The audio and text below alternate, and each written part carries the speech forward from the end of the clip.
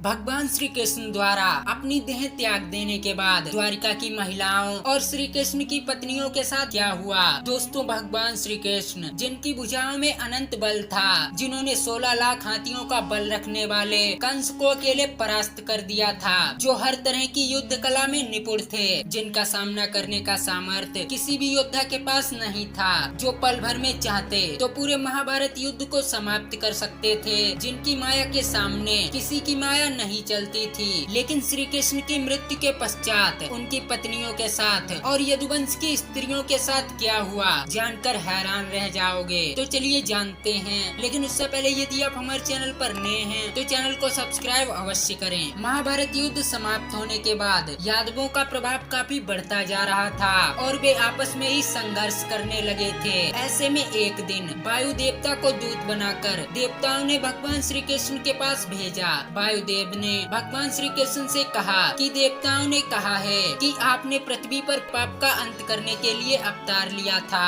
और अब आपका कार्य पूर्ण हो गया है। अगर आपकी इच्छा हो तो आप अपने लोग वापस आ जाएं, अथवा आपकी अभी और पृथ्वी पर रहने की इच्छा हो तो आप रह सकते हैं। भगवान श्री कृष्ण ने कहा, जब तक यदुवंश का अंत नहीं हो जाता तब तक पृथ्वी का भार कम नहीं होगा, इसलिए अब मैंने इनके अंत की व्यवस्था कर दी है और अब केवल 7 दिनों के अंदर मैं भूलोक त्याग दूंगा। भगवान श्री कृष्ण के ऐसा कहने के बाद वायुदेव वापस चले गए, लेकिन द्वारिका में अब शकुन के बादल मंडराने लगे। एक दिन सभी यदुवंशी प्रवास क्षेत्र यानी वर्तमान सोमनाथ मंदिर के पास स्थित समुद्र तट पर आए। यहीं यादवों में आपसी विवाद हो गया और वे एक दूसरे को मारने लगे। कुछ ही समय में सभी यदुवंशियों का काल उनके सामने आ गया। इस अवस्था को देखकर बलराम जी समुद्र तट के किनारे चले गए और देखते ही देखते वे स्नान के रूप में इस समुद्र में चले गए।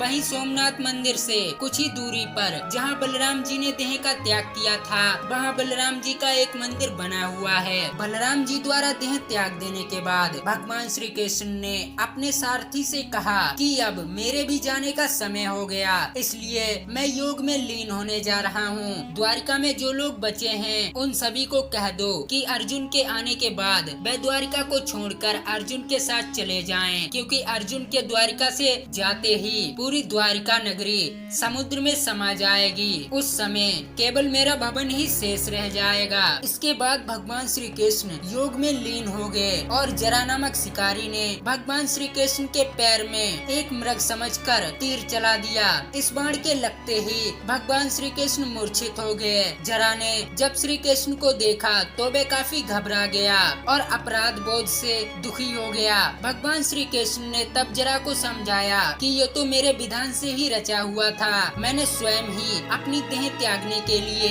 इस विधि को चुना था। और भगवान श्री कृष्ण ने उसे विस्तार से बताया कि पूर्व जन्म में मैं श्री राम था और तुम बाली थे, तब मैंने तुम्हें छिपकर तीर से मारा था और आज मेरी मृत्यु भी तुम्हारे तीर से हुई है। इस तरह दुखी मत हो, ये तो सिर्फ तुम्हारा बदला था। दोस्तों, असल में वे शिकारी रामायण काल के बाली थे। जब अर्जुन द्वारिका पधारे और उन्हें सब हाल पता चला तो यदुवंशियों के सब पहचान कर उन्होंने उनका अंतिम संस्कार किया और द्वारिका में बची हुई कन्याओं को लेकर अकेले ही बड़ी सावधानी से चले जा रहे थे। उनके साथ द्वारिका की अपार धन संपदा थी। मार्ग से गुजरते हुए फिर जो कुछ हुआ इसकी उम्मीद न तो भगवान श्री कृष्ण को थी और न ही बची हुई कन्याओं और न महिलाओं को। मार्ग में अकेले अर्जुन के साथ द्वारिका की कन्याएं और वहाँ की अपार धन संपदा, इसकी सूचना मार्ग में रहने वाले लुटेरों को पता चली, जिसके चलते लुटेरे अर्जुन को लूटने के लिए निकल पड़े और उन लुटेरों ने